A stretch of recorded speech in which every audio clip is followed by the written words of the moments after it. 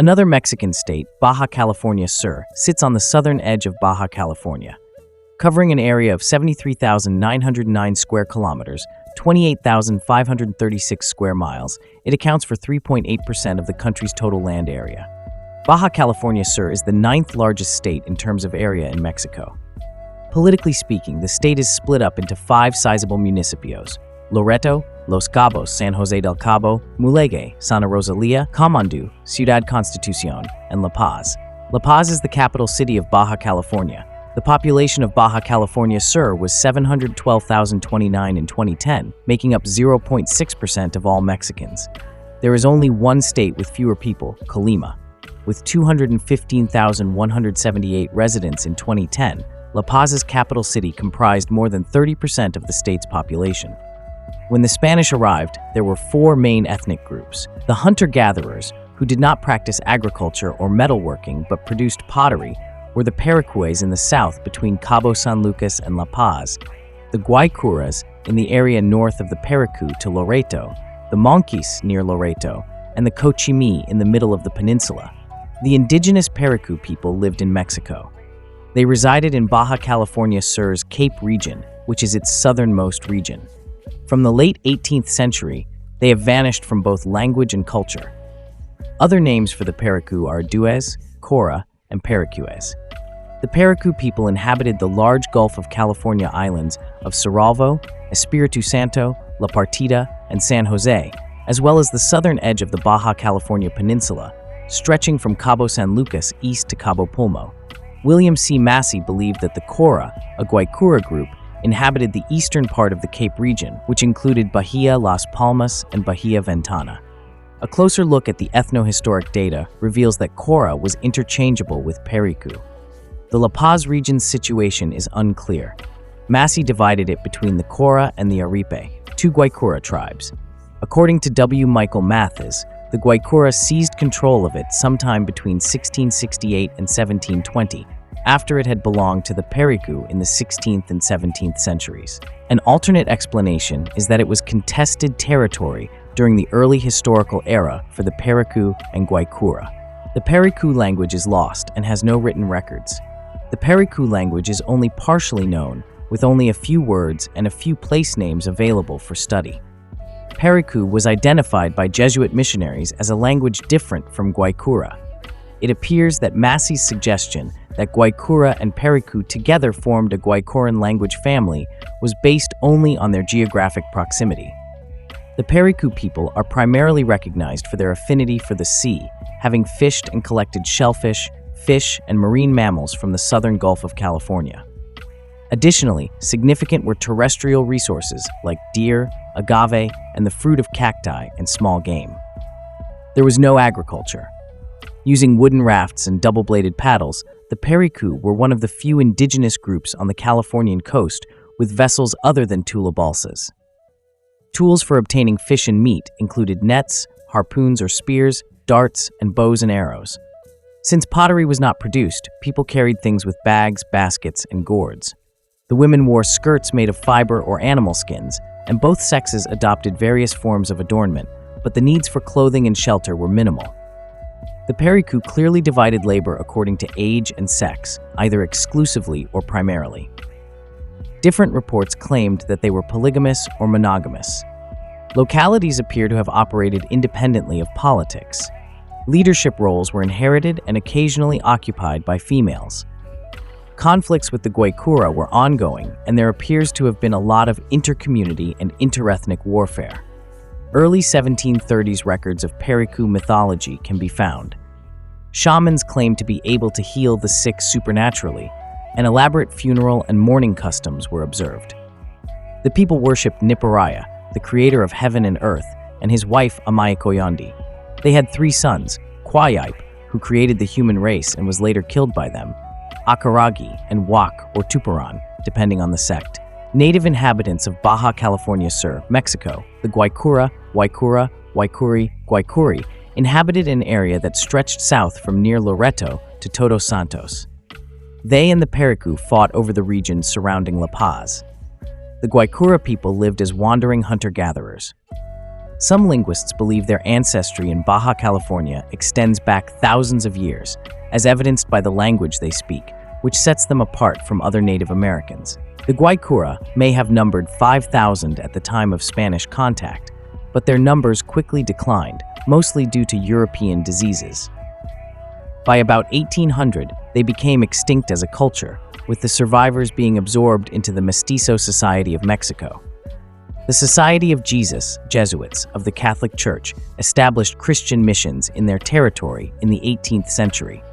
All of the indigenous people living on the 1,300 kilometers, 810 miles, long Baja California Peninsula were hunter-gatherers who relied on a small, transportable toolkit for survival. The Guaycura were split up into bands, each with its territory, but they lacked a tribal government. Bands rarely came together, and the Guaycura spent most of the year foraging in family groups or residing in makeshift communities of 50 to 200 people known as rancherias by the Spanish. Bands fought for control of territory and occasionally started hostilities. The Guaycura collected a wide range of plant foods, harvested shellfish and turtles from the shorelines, and hunted mule deer, bighorn sheep, and smaller game. They lacked domestic animals, agriculture, and pottery. The women wore short skirts made of animal skins or reeds, and the men typically went nude inside their brush-built shelters. They practiced shamanic religion. All year long, the Guaycura's primary source of nutrition was presumably the basal rosettes of various agave species, which they roasted in a pit using hot rocks. For 2 or 3 months in late summer and early fall, the main source of nutrition was the fruit of the organ pipe cactus, also known as pitahaya, Stenocereus thurberi. The Guaycura were able to gather in greater numbers than usual for social and religious events due to its abundance and ease of harvesting. The Guaycura language is attested by a few texts, but the evidence is not enough to classify it. It is not closely related to other known languages. Several businesses in Baja California Sur preserve the name of the Guaycura. A few people self-identified as Guaycura were still alive in the late 19th century. In 1883, Dutch anthropologist Herman ten Cate met 2 full-blooded Guaycura in Todos Santos. Both had the dolichocephalic skulls associated with the Guaycura and Pericu. In 1892, French photographer Leon Deguet photographed Maria Ignacia Molina in Loreto, Baja California Sur. She claimed to be 85 years old and 3/4 Guaycura. During the period of Spanish contact, the Monkey were American Indians who were indigenous to Mexico and lived close to Laredo in Baja California Sur. The Monkey territory stretched a few kilometers inland to the Cochimi people's home and covered roughly 65 kilometers, 40 miles, of coast along the Gulf of California. The Monkey were the target of some of the earliest, most intensive Jesuit missionary efforts on the peninsula in the late 17th century. They were most likely first encountered by explorers heading up the Gulf of California during the 16th century. In 1684 to 1685, the Tyrolean Jesuit Eusebio Francisco Kino and Admiral Isidoro de Atondo y Antillon made a fruitless attempt to found Misión San Bruno on the northern edge of Monkey territory. Juan María de Salvatierra established the first permanent mission and settlement in Baja California in 1697 in the Monkey territory at Loreto. Compared to numerous Jesuit colleagues, Kino and Salvatierra's letters and reports contained comparatively fewer notes on native ethnography. The majority of knowledge regarding the indigenous culture of the Monkey is derived from tangential remarks made by explorers and first-hand information found in the writings of Jesuit historian Miguel Venegas, 1757-1979. Years of living on the edge led Kino to conclude that the Baja Californian Indians led the hardest life he had ever seen. Early on, the Jesuit missionaries saw that the promise of food, frequently in exchange for labor, could draw the nomadic Monkey to the missions and Christianity.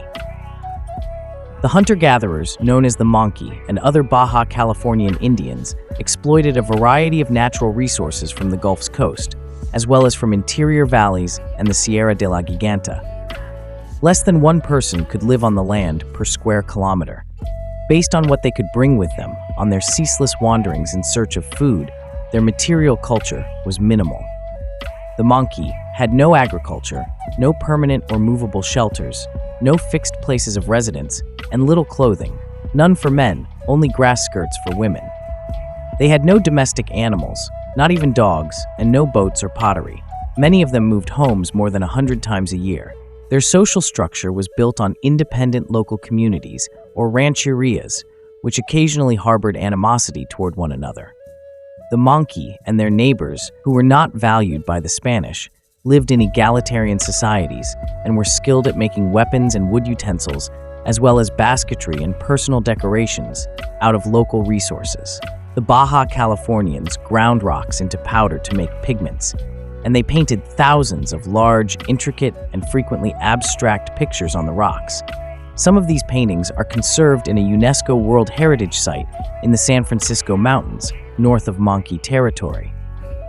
Before the end of the 18th century, traditional Monkey culture had most likely vanished due to the effects of mission acculturation and the devastation brought on by Old World epidemic diseases. Only 14 place names from the Monkey language remain, and it is impossible to pinpoint the traits of the Monkey language or how it differs from other languages. According to William C. Massey, 1949, the Monkey spoke a dialect or language related to the Cochimi. The human languages spoken in the northern region of the Baja California Peninsula are distantly related to Cochimi. Rather, a recent reevaluation of the historical data points to the Monkey language as being unique and unrelated to the Cochimi, perhaps even related to the Guaycura language spoken to the south. The languages of the southernmost portion of the Baja California Peninsula, Paracu, Guaycura, and possibly Monkey, have no known relatives. The peninsula is a geographical dead end. According to some linguists, these people and their languages may be directly descended from the first people who lived in the Americas thousands of years ago. Their physical trait of dolichocephalic crania, or long-headedness, which is uncommon among modern American Indians, lends credence to this theory. From El Rosario in the north to San Javier in the south, the Cochimi were the native people who inhabited the central region of the Baja California Peninsula. Brief observations by explorers have preserved information about Cochimi customs and beliefs, but the Jesuit writings have preserved the most, 6. The works of Miguel del Barco, 1973, and Miguel Venegas, 1757-1979, are particularly significant and detailed. The Cochimi were originally discovered by Spanish seafarers such as Ulloa, Cabrillo, Vizcaíno, and others in the 16th century. Till the Jesuits founded missions on the peninsula in the late 17th century, encounters were sporadic. In 1683-1685, Eusebio Francisco Kino attempted to establish a foundation at San Bruno, which is located north of Loreto. The first mission was started successfully in 1697 by Juan Maria de Salvatierra at Loreto among the Monkey, the Cochimi's neighbors to the south. Francesco Maria Piccolo's Cochimi mission at San Javier in 1699 came right after this. The Cochimi were hunters and gatherers who did not practice metallurgy or agriculture. Before Spanish contact, pottery making may have reached the northern Cochimi, Rogers 1945. Their simple material culture was appropriate for their nomadic lifestyle and arid surroundings. The autonomous local community was the highest level of social organization, and disputes between communities seem to have occurred often. Unusual cultural characteristics associated with the Cochimi and some of their neighbors included the maroma, wooden tablas, human hair capes, and the second harvest of pitahaya. The languages spoken by the Cochimi people are classified in different ways and consist of a set of dialects. Most people place the most noticeable split between northern and southern Cochimi, south of San Ignacio. Known as Peninsular Yuman at one point, Cochimi is clearly related to the Yuman languages spoken in western Arizona, southern California, and northern Baja California. Reevaluating this relationship, Mauricio J. Mixco, 1978-2006, determined that Cochimi was too far away to be considered a member of the Yuman family proper. The Yuman-Cochimi family was formed when he positioned Cochimi as the sister language of the Yuman family.